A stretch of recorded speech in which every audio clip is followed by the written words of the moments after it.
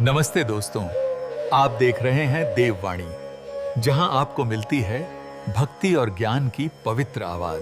आज हम बात करने वाले हैं देवी दुर्गा के छठे स्वरूप माँ कात्यायनी की। एक ऐसी कहानी जो शक्ति और न्याय की मिसाल है। सोचिए एक ऐसा समय जब इस पूरी सृष्टि में अधर्म फैलने लगता है, जब बेगुनाहों की चीखें, उनकी पुकार आसमान तक गूंजने लगती है। ठीक उसी पल एक शक्ति का जन्म होता है।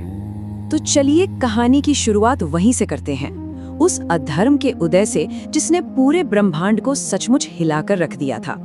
इस सारी तबाही के पीछे था एक नाम, महिषासुर। अब देखिए, उसने सालों तक इतनी कठोर तपस्या की कि ब्रह्मा जी को प्रसन्न होना पड़ा। और उसने वरदान क्या मांगा? चालाकी देखिए, उसने मांगा कि उसकी मौत किसी देवता या पुरुष के हाथ से हो ही ना सके। अब ये तो लगभग अमर होने जैसा ही था, है ना? ब्रह्मा जी वचन से बंधे थे, उन्हें वरदान देना ही पड़ा। और उस वरदान का नतीजा सिर्फ और सिर्फ तबाही। महिषासुर ने अपनी ताकत के नशे में देवताओं पर हमला बोल दिया, इंद्र को स्वर्ग से खदेड़ दिया, ऋषि मुनियों के यज्ञ भंग कर दिए, मतलब पूरी धरती पर डर और खौफ का राज कायम कर दिया।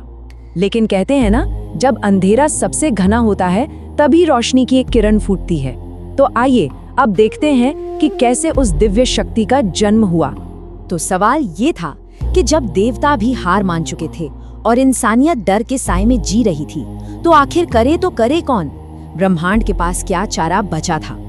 देवताओं की ये हालत देखकर आखिरकार त्रिदेवों यानी ब्रह्मा, विष्णु और महेश का क्रोध जागा। उनके अंदर से एक दिव्य ऊर्जा निकली जिसे कहते हैं तेज। अब ये कोई आम रोशनी नहीं थी, ये उनकी सारी शक्ति का निचोड़ था। और जब इन तीनों महाशक्तियों का तेज एक साथ मिला तो सोचिए क्या हुआ होगा।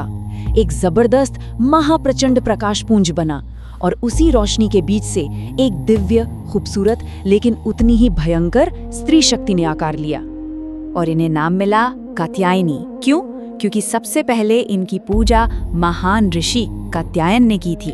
असल में उन्होंने ही घोर तपस्या की थी ताकि आदि शक्ति उनकी बेटी के रूप में जन्म लें। तो अब शक्ति का जन्म हो चुका है और कहानी पहुंचती है अपने सबसे रोमांचक मोड़ पर, महिषासुर के साथ महायुद्ध। देखिए, ये लड़ाई सिर्फ एक देवी की नहीं थी, ये अच्छाई की लड़ाई थी। इसीलिए वो अकेली भी नहीं थी। सारे देवताओं ने अपने सबसे ताकतवर हथियार और अपनी ऊर्जा उन्हें सौंप दी। भगवान शिव ने अपना त्रिशूल दिया, भगवान विष्णु ने अपना चक्र, तो इंद्र ने अपना वज्र। वो सिर्फ एक देवी नहीं थी, वो देवलोक की संगठित शक्ति का रूप बन चुकी थी। और महिषासुर जब उसने देवी को मैदान में देखा तो जोर से हंसा। उसे लगा, एक स्त्री ये मेरा क्या बिगाड़ लेगी। आपको याद है उसका वरदान? उसने देवता और पुरुष से तो सुरक्षा मांगी, पर एक स्त्री से नहीं। क्यों? क्योंकि उसके घमंड ने उसे ये सोचने ही नहीं दिया कि एक स्त्री भी इतनी शक्तिशाली हो सकती है। और बस यही उसकी सबसे बड़ी और आखिरी गलती थी। और फिर शुरू हुआ वो महायुद्ध। महिषासुर ने अपनी मायावी शक्तियों का पूरा इस्तेमाल किया। वो कभी एक ताकतवर भैंसा बन जाता, तो कभी एक खूंखार शेर, कभी एक विशाल हाथी।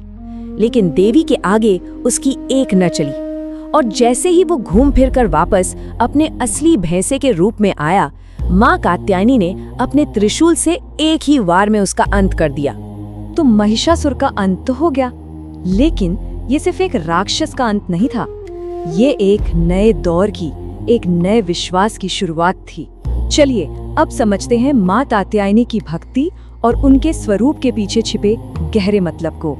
सच्ची भक्ति में कितनी शक्ति होती है, इसका एक बहुत ही प्यारा उदाहरण मिलता है वृंदावन की गोपियों की कहानी में। वो सब भगवान कृष्ण को पति के रूप में पाना चाहती थीं।